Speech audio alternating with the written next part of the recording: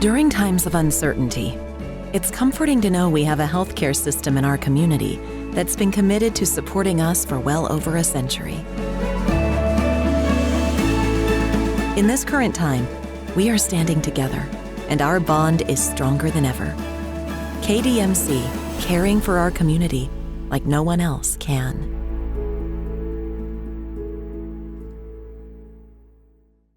Coach, obviously, playing Ole Miss 1-3-1 trap is going to be a thing you guys have to prepare for. How much have you talked to the team or prepared for that obstacle? That'll be a focus for us today in our practice. Yesterday, we just kind of walked through what they do offensively. Didn't do a lot of physical work yesterday from the standpoint of on the court. After a long, tough game against Florida, I felt it was better that we approach it this way. And so today we'll be working on it quite a bit. And they do a great job in their 1-3-1. Really force a lot of turnovers.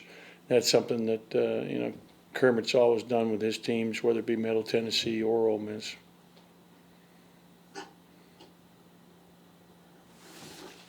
Had a follow-up too, Coach. Any update on JD if he may play tomorrow night? He'll practice today, which is his first practice in terms of getting a lot of time out there on the floor. Prior to the Florida game, on the day of the game, he could have practiced some, but it made no sense because we knew he wasn't going to be able to play. So he's been getting good conditioning in, working out hard, and so we expect him to play minutes tomorrow. Joel, go ahead. Ben, this is kind of along the lines of a question I asked you a week or two ago, but this team has just kind of so far this season seemed to have proven itself to be able to play together and the pieces fit together just so well. I guess overall, you're 4-2 in SEC play, just as well as this team has done. Have they kind of come together as a group quicker than maybe you would have thought going into the season? Just where do you feel like this team is at right now? I know it's still a long way to March, but they just seem to really be playing well together. Yeah, you know what? We had a really good win against Florida after a disappointing loss against Texas A&M. I think our guys have great chemistry and really like each other, and there's a real good bond within this group. And there's good role definition. And we know, we've got one of the best trios in terms of scoring in, DJ Iverson and Tolu in the conference, in the SEC. I think they're second in terms of points per game, those three guys. Abdul's, no question, our leader and the best defender in the league. He protects the paint, does a great job on ball screen, and I thought he had his best game this season against Florida tonight with 11 points, 9 rebounds, 3 blocks, and all the other things that don't show up on the stat sheet. It was interesting. I watched the replay of the game, so I was doing edits of it to show the team yesterday. And I listened to the announcers from ESPN2 talk about their conversation. Mike White saying how impressed Mike was with Abdul going into the game prior to when we played. Just that, he does so many things that don't show up on a stat sheet that make his team win.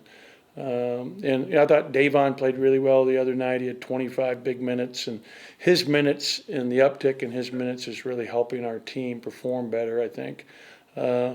But, this is a huge game for us against Ole Miss. Obviously, not only is it a rivalry game, but this is our last home game for a while because we have 4 road games coming up. So this is a critical game for us as we get ready to embark on, 2 straight weeks of playing everything on the road in the conference. We'll swing it up to Lexington, Kentucky, and go to Jerry Tip. Jerry, go ahead. Ben, I seem to remember that you told us in the preseason to look out for Alabama as a contending team in the SEC. I wonder if I remember that right, and if so, or even if not, what do you think of the start Alabama is on? Yeah, I'm not surprised. I think that Herb Jones and Petty are 2 of the best players in our league, and they're seniors. And there's so few teams that have those seniors with all that experience that are really good players. I mean, Petty almost left to go to the NBA. Really, that was a close decision apparently. That, I think that Alabama thought he was going to leave, and then he decided to come back. And, those two guys are incredibly good players. Shackelford had a very good freshman year last year. I think he averaged close to 17 a game as a freshman. They've added some really good new pieces like a Bruner, like a Primo. And Reese is another senior that come back that's a very effective three-point shooter that knows their scheme and knows their system now. So I'm not surprised at all by how well Alabama's played and what they've accomplished. And, they're now in the top 20. I think they're 18 in the country now in the polls, so that's well-deserved. Thanks. Mm-hmm. We'll go ahead and go to Garrett Hodge. Garrett? Ben, I know you've told us many times that your team treats every game as big, no matter who it is, but considering there is a lot of Mississippi players on your roster playing on this, do they maybe just get a little bit more up for this one, considering the rivalry, and how much does that kind of mean? Yeah, I think both teams are always up for this game, being the longest-standing rivalry in the conference. You have all the SEC teams that play basketball. Mississippi State and Ole Miss have been playing the longest and have played the most games. And our fan bases in this state, as we all know that are living in this state, understand that, this is the biggest game of the year for everybody each and every year. We play it twice. Football plays it once. But it's always huge. Go over to Columbus and John Sokoloff. John, go ahead. Ben, you mentioned the press and the matchups kind of briefly earlier, but specifically, how do you see your team kind of matching up with the Rebels based on the tape? Yeah, I'll tell you what, they're really a talented team. I think their team has got so much depth. I think it's one of the things that really makes them difficult. They can play a lot of guys. They have great bodies. This is, a really good defensive team. They've been in the top of all the defensive stats. You look at defensive field goal percentage and forcing turnovers. They really get out and pressure you. And, not only is that 1-3-1 zone a part of what they do, but just really good man-to-man. They're doubling the post more than they've done the previous 2 years with Kermit. So they've added some things that they're doing. They're forcing it more baseline in their man-to-man defense. But I love their personnel is really good. I mean, they have great guards. I think this kid that sat out last year, Joyner, is a very, very good player that's really playing well. The last 2 games, he's been fantastic for them. Shooting the ball and does a great job of scoring it. Schuler is a really good player, their leading scorer. He was great last year, really, really good player. Rodriguez got hurt a year ago, and they had, really had high hopes for him a year ago. Well, he's playing like it now. I mean, he's a good defender and a good shooter, good rebounder, big, strong, physical presence. I think Buffin's playing great for him. He's a key guy. He's got a lot of experience. He's in his 3rd year now and has started his first 2 years. So he's got the most experience of anybody in their program other than Schuler. And I think the addition of Romello White inside has been huge. He's their second leading scorer. We played against Romello when he was at Arizona State a couple of years back when Quindari was a senior. We were in a tournament out there and played them. And he's a very good player. I think he was all league. And I think he may even led the Pac-12 in rebounding last year. He's really a presence. And they have depth, Kasai's still back at the 5. They have a kid, Allen, who's a transfer from Sanford's a very good player, a lefty, at the 4. They've got Morrell and Crowley at the backup guards that are both good players that have very bright futures, that are young. One's a freshman, one's a sophomore. They've got a lot of depth. They have a lot of different guys you got to be prepared for.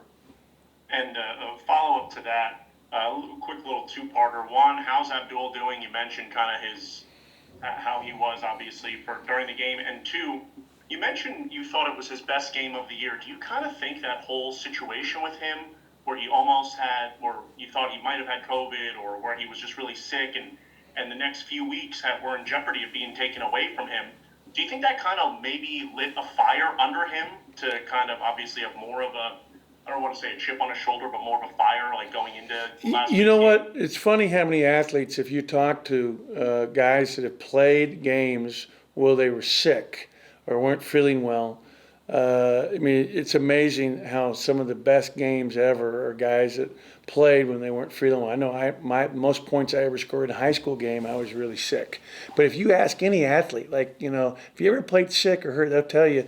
And I don't know what it is. I don't know if it's just a focus that you get because, you've been dealing with so much. Now you're just locked in. But, he really brought it, and he knew what an important game it was for this team to come back and get a win after a disappointing loss against A&M on Wednesday. So I think for Abdul, that was his motivation. I got to do whatever I got to do to help my team win. And, the dunk he had, which was incredibly an inspiring dunk that really got us going, and then a late dunk late in the game. He had two just monster jams. He played great at both ends of the floor. I'm really happy and proud of him. And to answer your initial question, he's feeling a lot better, and so he's doing well, which is, obviously a big deal for us. We'll wrap it up today with Paul Jones. Paul? Coach, you talked a lot this year about the youth and inexperience on the team and having to go through the experiences and learn from their mistakes. With that being said, how do you think that learning curve has been with those guys learning from their mistakes and coming back better for it? I think it's been good. I think, we're doing a good job of it. Learning. We watch a lot of film. This is probably the most film we've watched with the team since I've been here. I mean, we watch a lot of film, trying to use it as teaching moments, both positive, showing all the good things, and also showing things we've got to get better at. And that's something with a young team you really got to do. And so I think our team's getting better. Like I was really proud of Tolu's defensive effort in the last game. He tied his career blocks, but he did so many things defensively that don't show up on the stat sheet that helped us win. And that's a big deal. Our guards did a great job rebounding defensively. I mean, I think DJ had 4, Iverson had 6, and Davon had 4. So that's 14 defensive rebounds out of the 1 and the 2 spot that are huge. Things like that.